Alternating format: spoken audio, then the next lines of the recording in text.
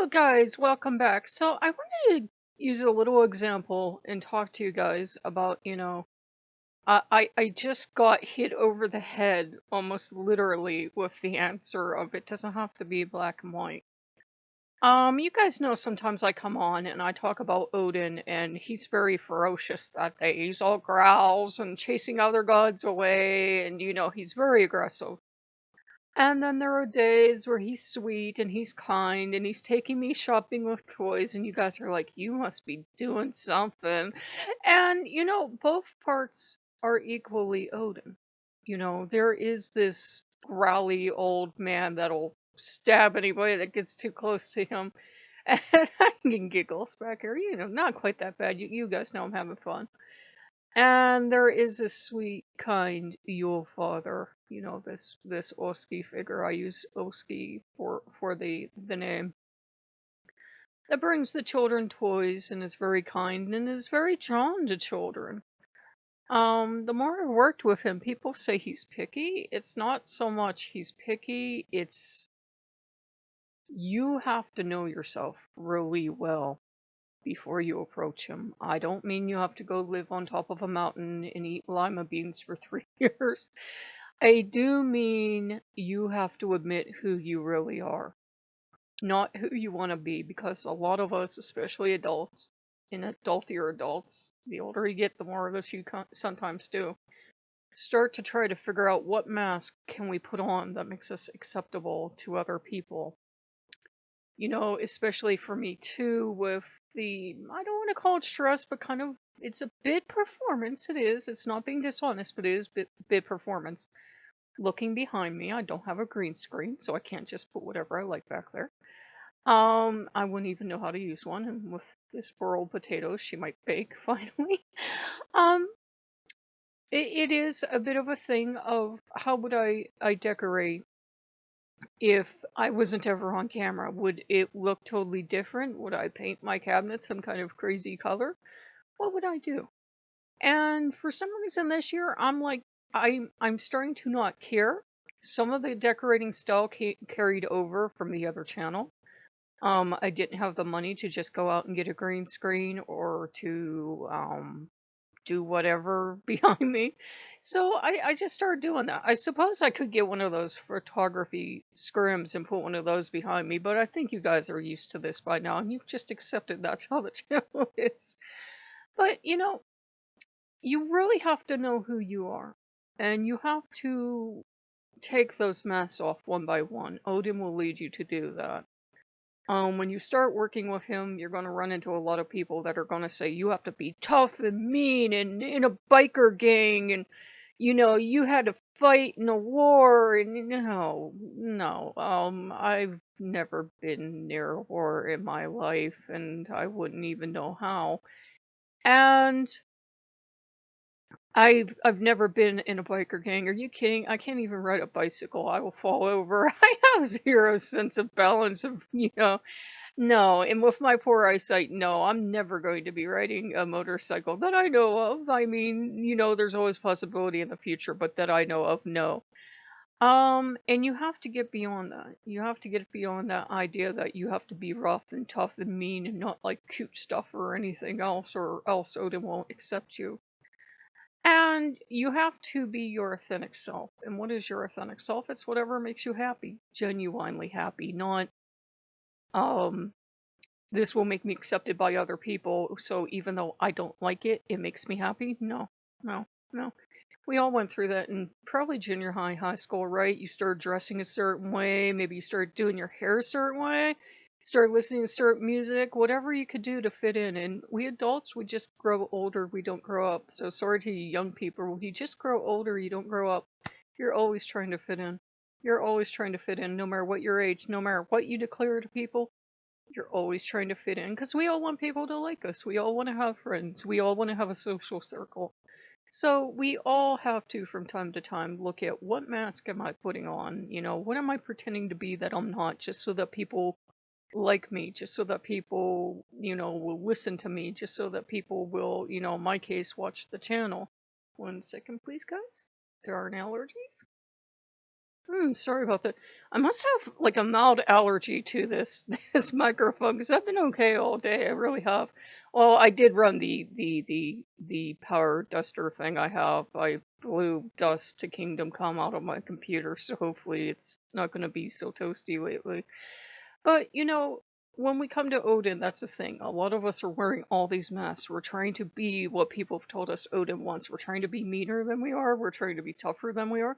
Not that we're not capable of that. Not that we're not capable of being big and brave and everything. But he tends to pick squishy, adorable, soft, timid people that are like this. I've always been the same personality my whole life. I used to dress, especially going through not quite grade school, but junior high to high school, dress all in black leather. Remember, this is back in the 80s and 90s. Because I was tough and I'd have all those studs all over my coat and was hoping people didn't know it was from Michael Jackson and they thought I was big and tough because I was scrawny. You could have had a wet towel on me and the wet towel would have, weighed more. Big and tough and mean, and I dressed scary as possible and I listened to metal because I liked it, but I was big and tough, man. No, I'm not.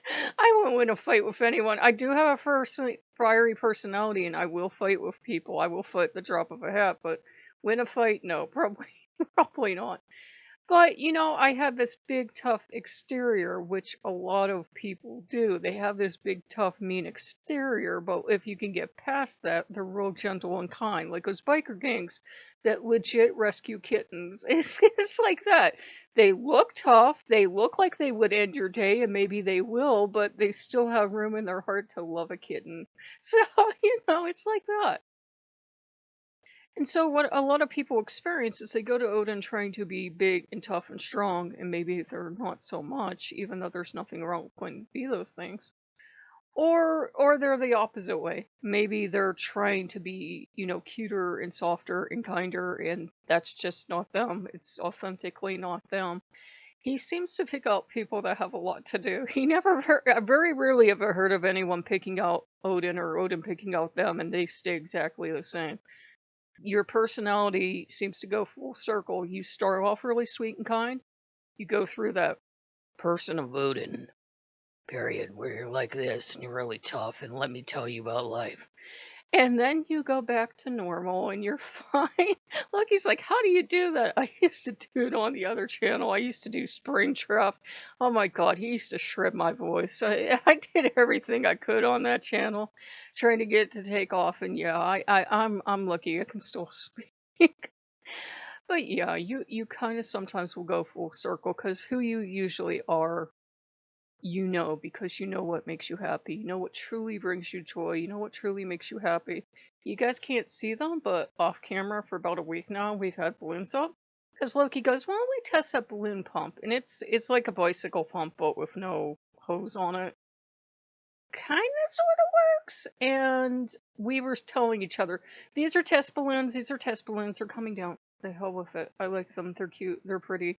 By the time it's the party week, they'll be like really small, and then I can just put up other ones. We're having fun. We're not hurting anyone. That's my yardstick. As long as it doesn't hurt other people, go ahead and do it. Enjoy yourself. Life is incredibly short, my friends. So, I wanted to touch on that, and I also wanted to touch on somebody asked me, where I got my story ideas from. And like the latest story over on the community tab, if you guys haven't seen it, had a purple wolf coming. Now Odin was teasing me. He was teasing me, but it is the damn brightest purple wolf you have ever seen. It's so cute looking. And it's been stuck in St. Louis for 2 days. And I joked to myself and I told Loki, I said that wolf must have climbed out of the package and ran around and must be running around St. Louis at this point because I thought, oh, I've told stories before where something gets out of a package and runs around. I thought, what would make us unique? And I thought, well, what's in St. Louis? And the only thing I could think of was hockey, and I'm thinking an arch, and I'm thinking maybe coffee. And I really couldn't think of a lot of things off the top of my head because it's been a while. So I go and I look it up, and it turns out the St. Louis Zoo, and I looked up, do they have wolves? They're going to build a habitat for red wolves, and they're going to have their privacy, so it's not going to be like red wolves getting stared at all day. They're going to have private spots for the wolves. I'm like, that's awesome. If I were a little cute wolf, I would go right to that zoo because that is awesome. So she's going to go to the zoo. And she's such a cute, adorable wolf. I'm like, well, I'm past that emo, everything has to be darkness, nobody understands the suffering of my soul writer stage. So everything should be, be kind of poppy in the story. She's a beautiful, bright wolf. Beautiful spring day sounds pretty good for her. And there's a book I read every year without shame. It's about Sal Fisher goes to Girl Scout camp. And her writing style probably does affect mine too, because she's very very upbeat, very bright. Not twee. There are problems, there are sad times, there are frustrations, but she's still up there. She's a pretty bright writer, so that probably influenced me too. But I thought, how would people react? If you saw a stuffed animal run across your house, how would you react? Would you scream? Would you be happy? Would you just think, "Oh, that must be, a robot"? Would you think, "How did a stuffed animal get in here? I don't have anything cute in my house. I'm an adult." So, how would people react? And I thought, well, if they were at a park sitting, zoo sitting, so much amazing stuff anymore, they will probably assume it's some kind of toy or something. Probably won't be, freaking out. This isn't the 1980s. They would just think it's a toy. Um, and then, the girl just popped into my head. Who would run up and squeal and scream and hug this wolf? And there aren't enough little girl or female character leads in a lot of these kind of stories, especially pagan stories, usually not. So I'm like, yeah, she's gonna be cute, she's gonna be awesome, but she's also gonna kick butt and take names because she's gonna try to be brave. So clearly destined, to be one of Odin's. And it's not like you have to have a specific character trait, but people that are brave, he admires that, though he also has people at the other end of the spectrum that would hide under the couch at the slightest noise. He has both. He works with both. But then, I just the other details as I was going on, it filled itself in. I was honestly first aiming at just a cute little wolf running around a park, having fun, and somehow the old man walked into the story, and I thought, oh dear, here we go. And I told myself, well, it is a pagan channel. They do enjoy the pagan gods. Let's just see what the old man's going to do this time. And, that's how it went. And I actually have a bad habit as a writer. I don't fill in enough details according to how you properly write. I never fill in enough details. So I decided to make that my style. I decided to make that my signature style of, no, I don't fill in details so you can fill them in. So everyone saw their own kind of zoo, everybody saw their own kind of park, everybody saw all these details I just didn't really fill in. I just sketch as quickly as possible.